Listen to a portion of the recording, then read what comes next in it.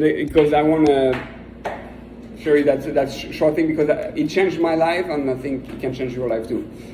Basically, we have the Siddur we do every day, right?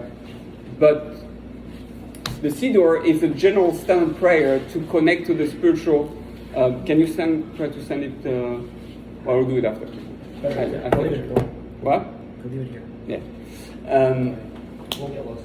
So we have the standard prayer, which is the Siddur, which helps us, connect spiritually to God, to know what to say, and not to be lost on how to connect to God. This needs to be worked on. You can, the Siddur is really a book to achieve prophecy. If anybody wants, to have a spiritual, ecstatic experience, then the Siddur is the book for you. It's actually the biggest, one of the most Kabbalistic book that exists is the Siddur. One thing that people forget, that you're all meant to be prophets and prophetesses. Just saying.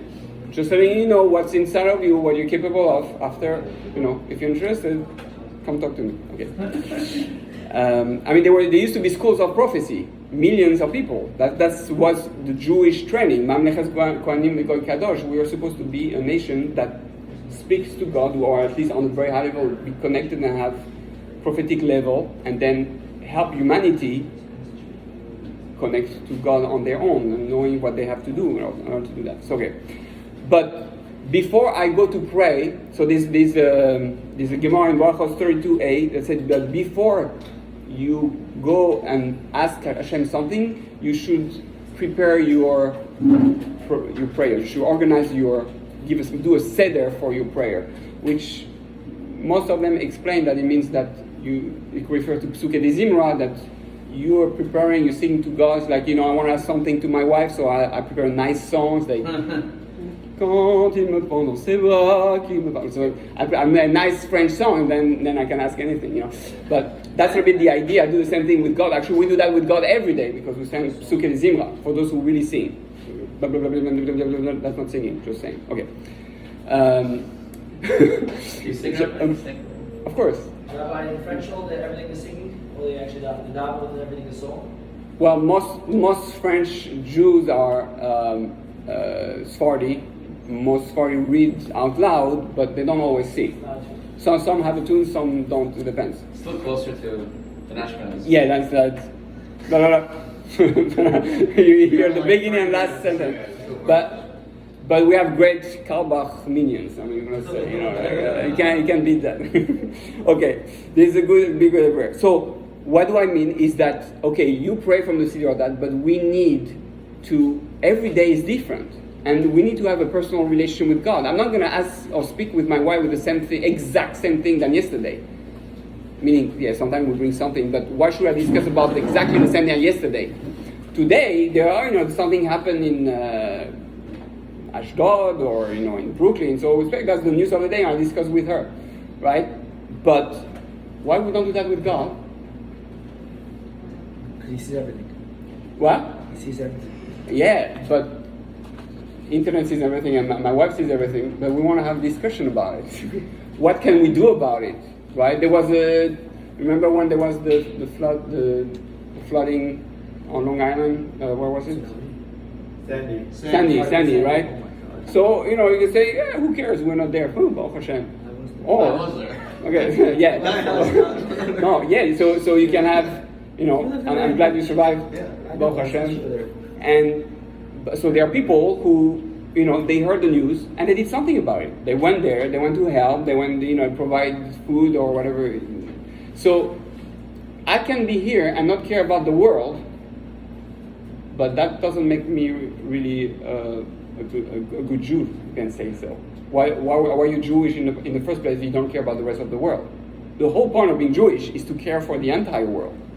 So in my prayer, if I only think of me, myself, and I, and my iPhone and iPad and iMacs, then it's all about I generation. So stop looking at your eyes and look at other people's eyes, right? You got the hint, right? So Take care of other people's world, yeah. the world that they're being. The eyes are the windows of the soul. So in our prayer, we should, so that's the way I advise it, is it's 4 sections. So beside the prayer you do every day, which is standard, which is to connect and to send to the world whatever is necessary for that day on spiritual level, I first make a list of what I want to speak with God.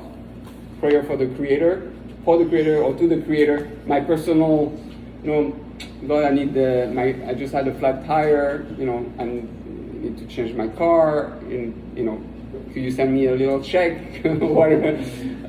My son is not feeling well, could you take care of him? So I speak to God, but I focus more on God himself. God, I don't see you revealed in the world today. There is a war and I don't see you. Explain to me. I want to have clarity. I want to see the justice. So I'm speaking to God about, what I expect from him, what I want from him, and when I'm upset, I tell him. When I'm happy, say thank you. But it's a relationship. Then number 2 is to pray for the Jewish people. Make a prayer for the Jewish people. So in the Jewish people, there's first the people that you know and people you don't know. Really, ideally, you should make a list of all the people you know. So you make it in order. So you have your family, right? You have your closest friends, and then you have the, people and other friends. Then there's the Jewish nation. Okay, and then so then you make a list of all those people and you decide, okay, today I know my cousin's not feeling well, I know my brother, my mother, my father, my students, my Rebbe, whatever it is, they need refuah, or they need parnasa, or they need advice, or they need whatever it is that the fact that you heard about those people having problems, right? That means that you were meant to hear that if you live on the Al-Qur'an practice, level, that everything comes for a reason. So you happen to hear that this person is struggling, so pray for them. It's part of your list of the day, that today I will pray for them. So that's, yes? I have a question. So if you don't like someone and someone's sick and you heard about it, should you still pray for them, even though you don't like them? Yes, you should. But You should pray. Focus on All that. the more so. You can say, even though I don't like you, I want you to get healed, and I want to be able to. You should pray that you should be able to love that person. You don't have to love their acts. You can hate what they do as an action, but you have to learn to love the person. Because inside every person there's like a child, an innocent heart. If you took that person and you put them back when they were a little kid, you'll love them. Yeah. And now because they made some wrong choice, they're big, but that child is still in them. So they still have that. That's how we get to love everyone. Also, how far does respecting your parents go? If you don't like some of your parents, Right. How many do you have? Asking for a friend. First, second parent. Asking for a friend. No. Yeah, me too. I'm answering for your friend. Do you have to go and visit them even though it makes you annoyed to be around them? No, so, okay, that's a great question. For a friend. Okay. Of course. Yeah, of course, yeah. Me too. I'm answering for a friend.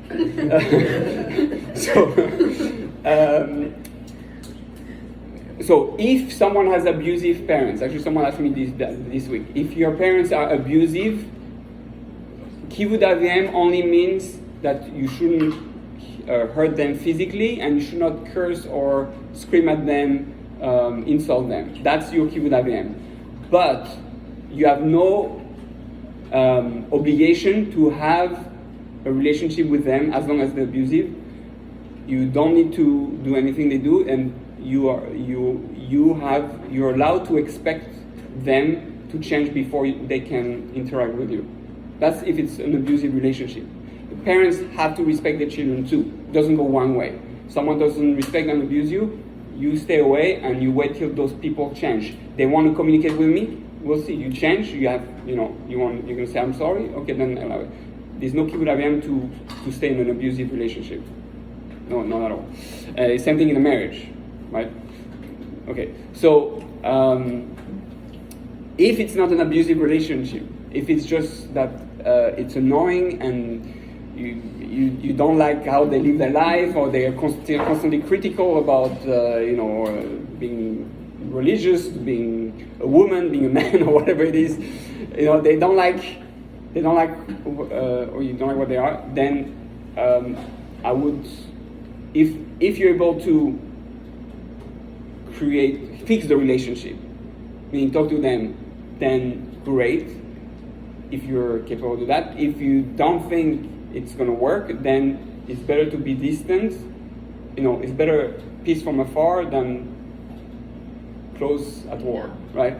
So your obligation is just to respect them in terms of, similar to what I said before. You're supposed to, if it's your parents, stand up when they're here, when they come in the first time, not sitting at their place, speaking with them with a soft language, not contradicting them. You can give your opinion, but you cannot say, no, you're wrong. It's like that. So you have to know how to speak to them, but those are the main thing. Interestingly, it doesn't say you have to love your parents. It says you have to be in respect, right? Because some parents are, hard to love, even if it's from your friends. But aren't we required to Ava and Yira, which is love and fear, or love and respect? Or parents as well, no? Yeah, I mean, we learn from that. The love is supposed to come naturally, obviously, but you're going to see people that... See, the difference is that Hashem made you out of love. Your parents didn't necessarily make you out of love. And sometimes they don't even want you. Why did they find you in the garbage bin? No, it happens. Oh, Costco, right? Okay. So people make mistakes, and Children. Parents, right? How many of us are really chosen to be here? We don't know. But now, most parents feel the connection, right, and the source, but we are, and they are here to understand. You come from somewhere, and that person ideally wants you, but it doesn't always happen like that. So it's harder. Well, because I heard that if you, let's say, don't have an amazing relationship with your parents, and maybe they're toxic or abusive or whatever, the only thing you're really required to do, you have to say if they get very old, you have to give them shelter, give them clothing, right, and you have to give them food. Right. So even if they're awful, abusive, yes, toxic, you don't have to have the relationship with them, right? You don't have to buy them Sounds like Suba, right? Almost. Right. You have a minimum. You need to have respect for life, even though. So you have to respect the fact that they gave you life. So you give them life. Is mida keneged mida. Right. So if, let's say they get to very old age and they, let's say, don't have money to pay for shelters, so you right. have to give into Yes. your house or pay for housing. Right. Elsewhere. Correct. Yeah. Shelter, food. Shelter, food, and right. clothing. Absolutely. We have to make arrangements for them. Yeah. Okay, but still, you don't have to do it yourself. You can find one who can do it for you. Yeah, that's true. As long as you're involved in the process of making It's that case by case. Yeah, every case is for a friend. No, of course I got it. And by the way, 90% of the people who have struggled with their parents will struggle with Hashem. It's an automatic thing. I've seen it more, right? Because with your parents are the source of life, so you automatically associate, and that's why the parents are on the same side of the 10 Commandments of the Ben Adam Lemakom, doing Menon. So almost all the kids, right, that were at risk, that are problem with God and angry at God, they were angry at the parents.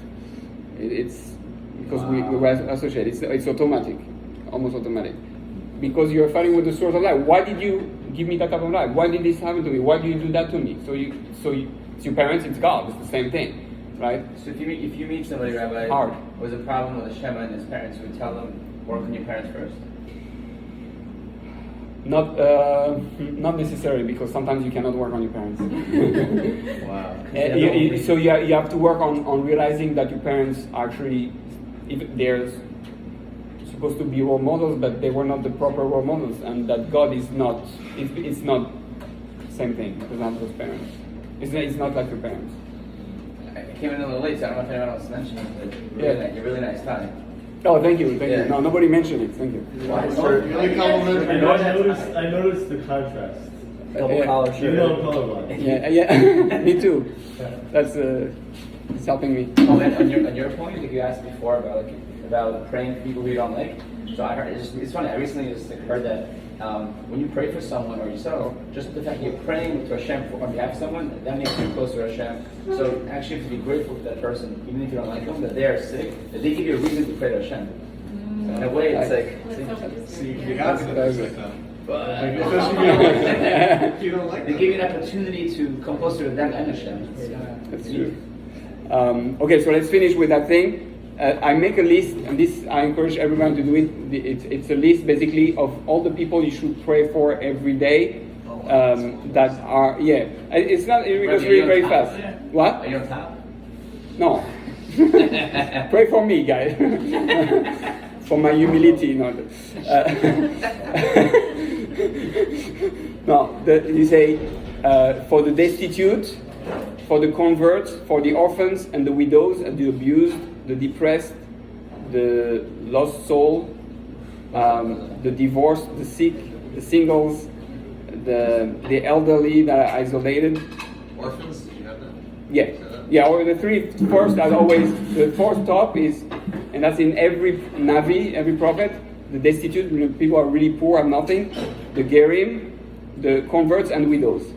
Those are the most important people to pray for in the world, because that's, God is looking how we take care of people who don't have, who are alone. That's one of the most important things in the world. So it's important to, if you know a widow, if you know someone. Can I take a picture of that? Yeah, of course. Yeah. Actually, give it out. I want one here.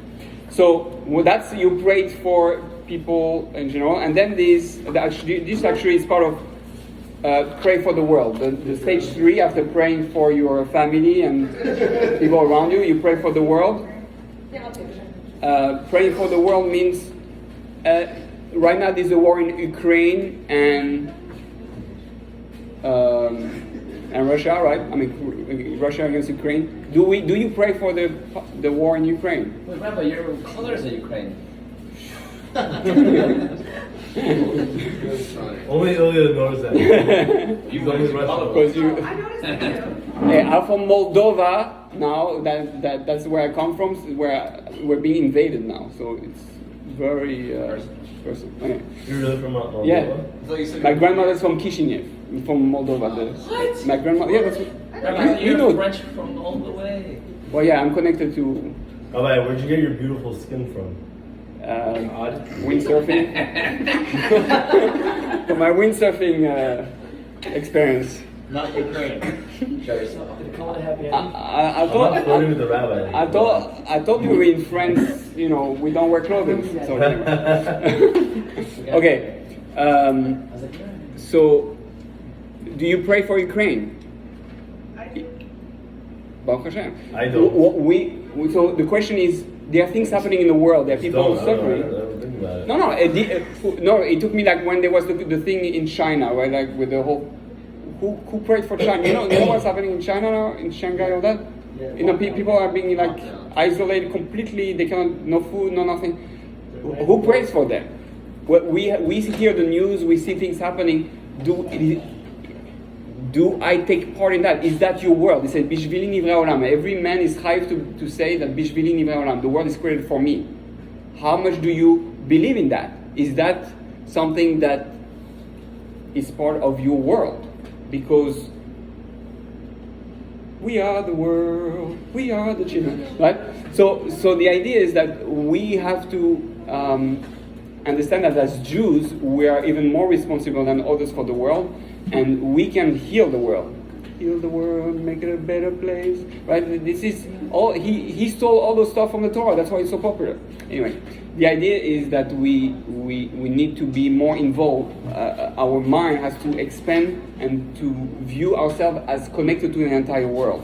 Be involved in your world. Be concerned about the world. if it's not me, it's the Chinese, who cares? It's your family. We all come from one family. We're all one big family, right? We Jews were just the firstborn. And then you have all our younger brothers and sisters, 70 of them, right? So we have a lot. But the firstborn has more responsibility, has double portion, and we have to take care for the other one. And finally, you can pray for yourself. Phew, right? And But I then thought you can't pray for anything until you love yourself. yeah, you pray that you should love yourself. But so there you speak about, you know, I need to love myself more. You speak about your Yetzirah. I'm struggling with this desire, with this problem, with these parents, with this whatever, from your friend, not. But I'm struggling with all those things. But the idea is that I need to discuss with God what's my personal issues. David HaMelech spoke out. You know, that's free therapy. God is the cheapest therapist in the world. He allows you and listens to you for hours, and you don't have to pay him. And why do we want to go to a therapist? We speak out our things because it's therapeutical to externalize the trauma, the pain, the sorrow. We have to speak about it. It has to be released.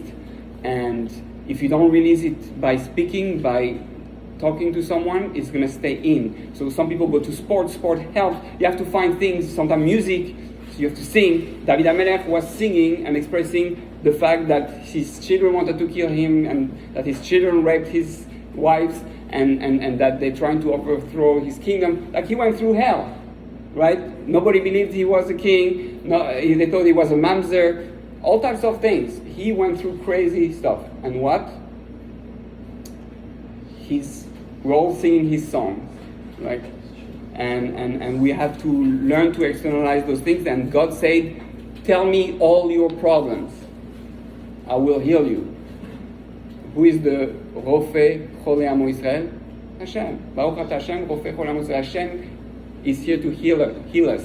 So when we understand that the healing can come from Him, then we can tell Him all our pains and struggles and suffering. Any questions, or even if it's about your friend? It doesn't have to be from you. Okay. Wait, that was so many friends, you know. Yeah, I know.